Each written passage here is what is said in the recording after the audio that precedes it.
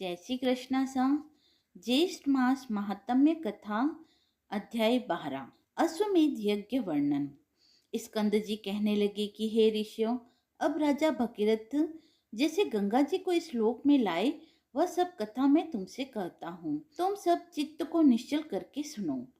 प्रथम सूर्य कुल में राजा सगर परम धार्मिक देवताओं तथा दैत्यों का निर्वहन करने वाला विख्यात हुआ। वह नीति को जानने वाला और अति कुशल था।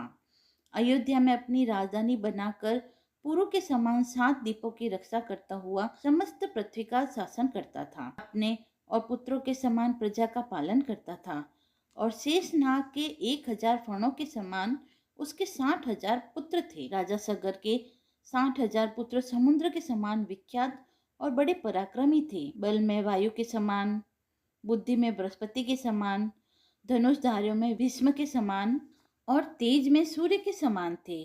वे राजा सागर के 60,000 पुत्र समस्त विद्याओं में कुशल तथा धर्मपरायण थे। ऐसे 60,000 पुत्रों सहित राजा सगर ने अश्वमेध नाम वाला बड़े प्रसिद्ध यज्ञ को प्रारंभ किया। राजा सगर ने ऋषि वशिष्ठ की आज्ञा अनुसार और उनकी सहायता से विधिवत संकल्प करके यज्ञ का घोड़ा छोड़ दिया। अनेक सेनाओं से सुशोभित सेनाचरों तथा वीर पुत्रों सहित यज्ञ का घोड़ा, जिसकी रक्षा के लिए राजा सगर के 60,000 पुत्र थे, चल पड़े। अपनी इच्छा अनुसार एक देश से दूसरे देश को जाता हुआ थकावट से युक्त वह श्रेष्ठ घोड़ा जिन जिन विख्यात राजाओं से पकड़ा गया, उन सब राजाओं को अपने बल से जीतकर और अपने शरणागत होने पर छोड़ दिया। इस प्रकार इस भूमंडल के समस्त राजाओं से कर लेकर छोड़ दिए गए और उन राजाओं से कर में गधे, ऊंट, घोड़े, हाथी और घड़े आदि सब सामान एकत्र करके अयोध्या लाया गया।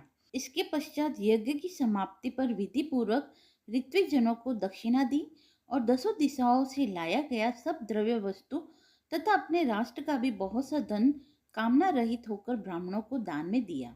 इस तरह इस राजा ने 99 यज्ञ किए। इतने यज्ञ होने पर और जब 100वें में एक यज्ञ बाकी रह गया तो स्वर्ग के राजा इंद्र चकित हो गए। घबराकर सोचने लगे कि अब मैं क्या करूं और कहाँ जाऊं, मेरी रक्षा कौन करेगा।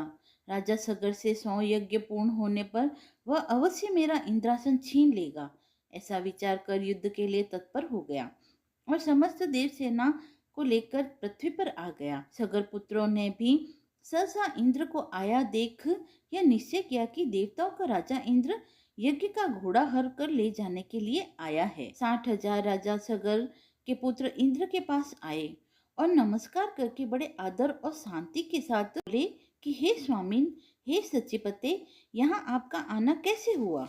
सगर पुत्रों के ऐसे वचन सुनकर इंद्र, जिनका होठ क्रोध के मारे कांप रहा था, बोले कि तुम मेरा यह सब राज्य और इंद्रपद सब कुछ हरण करने के लिए तैयार हो रहे हो और अब बच्चों के समान श्रेष्ठ और मधुर वचन बोल रहे हो जैसे तुमको कुछ पता ही नहीं। ऐसा कहने पर सहसा देवता लोग शत्रु सेना पर प्रहार करने लगे। सगर पुत्रों ने भी युद्ध आरंभ कर दिया और भयप्रद तुमुल युद्ध आरंभ हो गया। वीर लोग बाणों से बाण, शस्त्रों से शस्त्र का प्रहार और निवारण करने लगे। युद्ध के कारण अति अंधकार हो गया और 10 दिशाएं बाणों से व्याप्त हो गई। अपने और पराये का कोई ज्ञान न रहा। इस प्रकार वे परस्पर युद्ध करने लगे। देवता लोग देवताओं को और सगर पुत्रों को मारने लगे। अपने पराये का कुछ भी ज्ञान न रहा। तब देवताओं ने भय से सगर पुत्रों की सेना भयभीत होकर अपने प्राणों की रक्षा के लिए 10 दिशाओं की तरफ भागने लगी। फिर क्रोध से संतप्त होकर सगर पुत्रों ने दैत्यास्त्र को छोड़ने के लिए अपने धनुष पर चढ़ाया और यह देखकर देव सेना झट से भाग पड़ी। उस संग्राम में हाथी पर सवार केवल एक इंद्र और 60,000 सगर के पुत्र ही रह गए। ऐसा देखकर इंद्र उनके साथ युद्ध करने में अपने आप को असमर्थ देख के वहां से भाग पड़ा। अति चिंता से व्याप्त इंद्र श्री विष्णु भगवान के पास गए। इंद्र के चले जाने पर सगर पुत्र और उनकी सेना अपने निवास स्थान को चली गई। सेना को सगर पुत्रों ने स्वामी के गौरव के लिए बहुत सा धन, वस्त्र और भूषण देकर प्रसन्न किया। इति श्री ज्येष्ठ मास महात्म्य सगर अश्वमेध यज्ञ वर्णन 12वां अध्याय समाप्त हुआ। अगर आपको कथा पसंद आई हो तो आप मेरे चैनल को लाइक, शेयर एंड सब्सक्राइब ज़रूर करें। धन्यवाद।